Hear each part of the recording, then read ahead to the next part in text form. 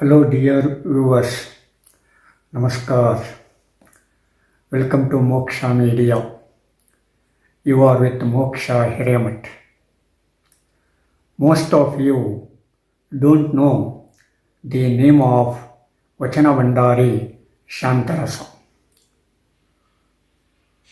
Almost all of you may have read so many Vachanas composed in the language of Kannada language and literature. But the person who wrote them down dictated by Vachanakaras is unknown to us. But of course, Vachana Bhandari Shantarasa is popular in the language of Kannada and of literature. Especially he is famous for his writing down them all and protecting them in a Bhandara. Of course, we don't know the date of birth of Vachana Bhandari Shantarasa. It is common to all Vachanakaras. They don't have any dates regarding the birth except the period in which they lived. Vachana Bhandari Shantarasa was lived in the period of circa 1160 of Common Era. He was a contemporary of Basavanna who led the Sharana movement in the 12th century of Karnataka. Of course, Vachana Bhandari Shantarasa was a well-known figure in Kalyana because he wrote down the Vachanas dictated to him by Vachanakaras. Most of the Vachanakaras at that time did not know how to write. They were illiterate in the strict sense. That means they did not know the letters of Kannada language or for that matter any language. They expressed whatever they thought, whatever they felt, whatever they understood in the language of Kannada. Before Vachana Bhandari Shantarasa. Vachana Bhandari Shantarasa listened to those compositions. He wrote them down on palm leaves. Then he made some revisions of it and then he deposited them in the library. That is, protecting and writing down the Vachanas might be the duty of Vachana Bhandari Shantarasa. In the strict sense, he was a librarian of the 12th century of Sharana's movement, especially in the movement of Vachanas. If he did not write it down what the Sharanas composed, we would lose most of the Vachanas nowadays. That is why the credit of writing down Vachanas composed by Sharanas was gone to Vachana Bhandari Shantarasa with the help of Channabasavanna. Of course, both of these figures are very important in composing, writing down, editing, depositing, and protecting vachanas from the damage and destruction and attacks by the enemies. Anyhow, due to the efforts of these two persons, now we have so many vachanas in our library in the language of Kannada literature. Of course, much is not known regarding the life of Shantarasa. Of course, it is said that he was lived in Kalyana and he came into contact with Basavanna and other Sharanas, and he was a Brahmin by birth, but we don't know whether he was a Smartha Brahmin, an Ayyangari Brahmin, and an Ayyar Brahmin, or in other words, we don't know whether he was a Smartha Brahmin, Vaishnava Brahmin, and Sri Vaishnava Brahmin. By his activities, it might be guessed he might be belonged to Smartha Brahmin, but it is not sure. Anyhow, as he came into contact with Basavanna, he converted to Veerashaivism. Veerashaiva was over lingas, but Vachana Bhandari Shantarasa had his own uniqueness. He wore both, that is, the sacred thread and lingas.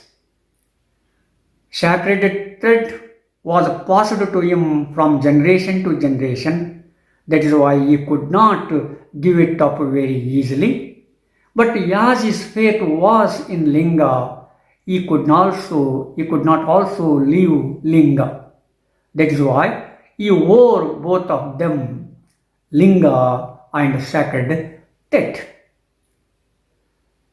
That shows the personality of Vachana Bhandari Shantarasa. As his name was Shantarasa, he was a man of peace. His was a peaceful personality. He was not for conflict, he was not for sangarsha, that is the bodily conflict, but he was for mental conflict. And he had his own ways to solve those conflicts very peacefully. It is said that he composed 64 vachanas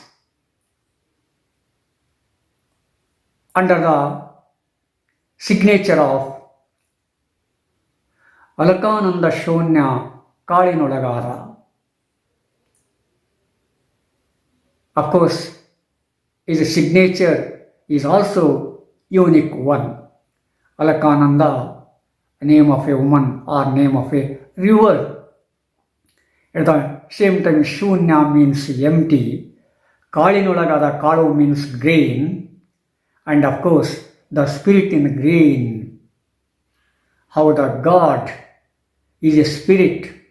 How it sprouts, how it grows, how it helps, etc., etc. Most of his vachanas are very lengthy and prosaic. That is why we have got some of the vachanas translated into English. Especially, I think only one of his vachana has been translated into English. Of course, other vachanas may have been translated into English, but as far as my knowledge is concerned, I have got only one vachanas translated into English that is there in Vachana Samputa. Of course, by this Vachana, we come to know to what extent Vachanakara has expressed his desire, has expressed his thought in his Vachanas. For your information, I would like to read that Vachana which is translated into English.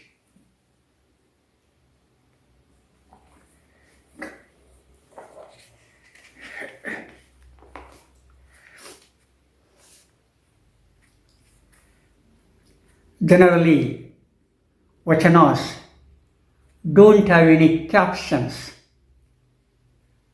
in order to facilitate the understanding and etc. Numbers are given to those Vachanas in the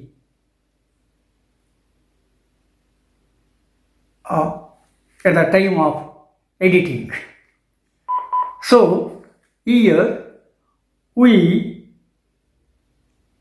I read one of his Vachanas.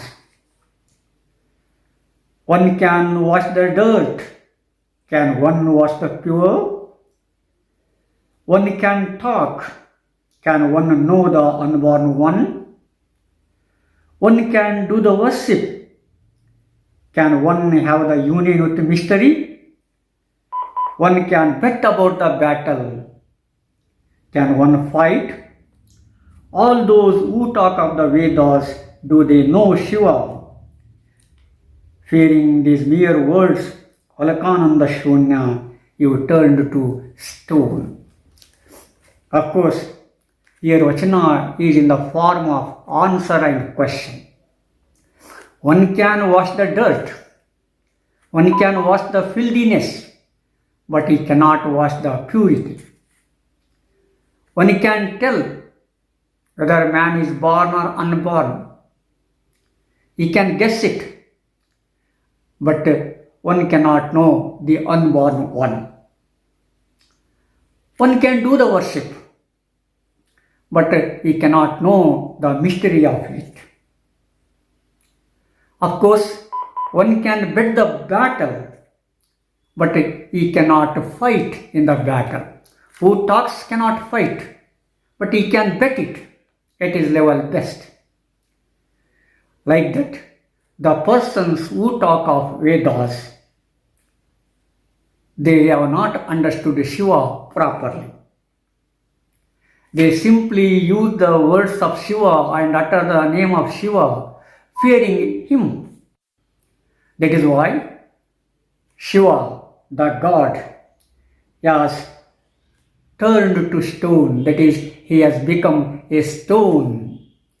That is what he stressed by using the pen name Alakananda Shunya Kalinolagara. So like this,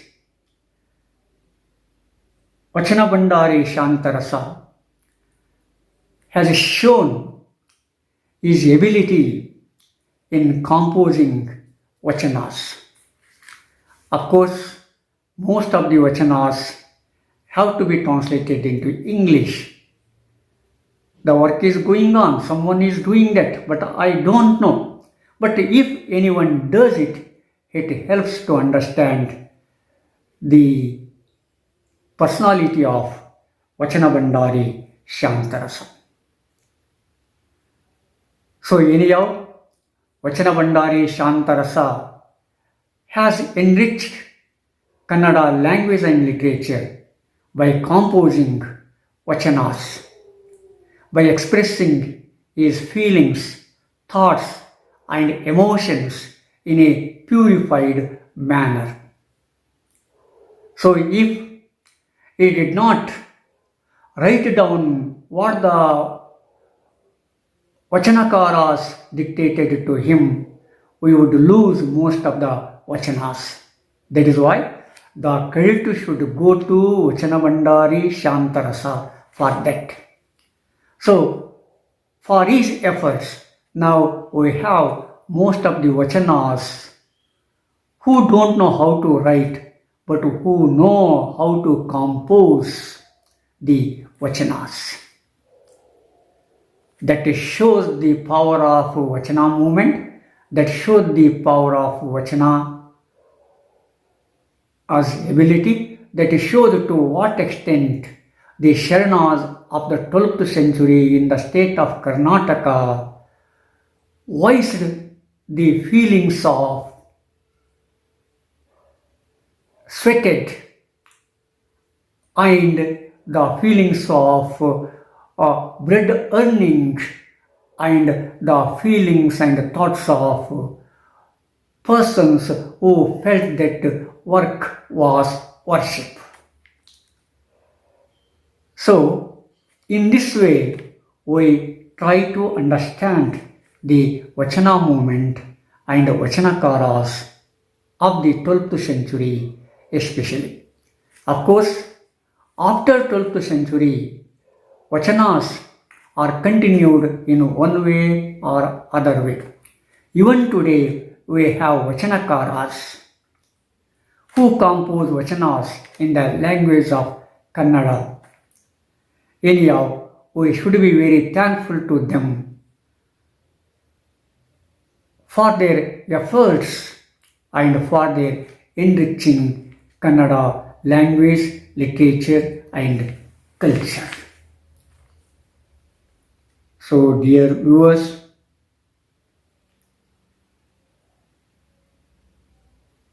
share and subscribe. See you in the next episode. Namaskar.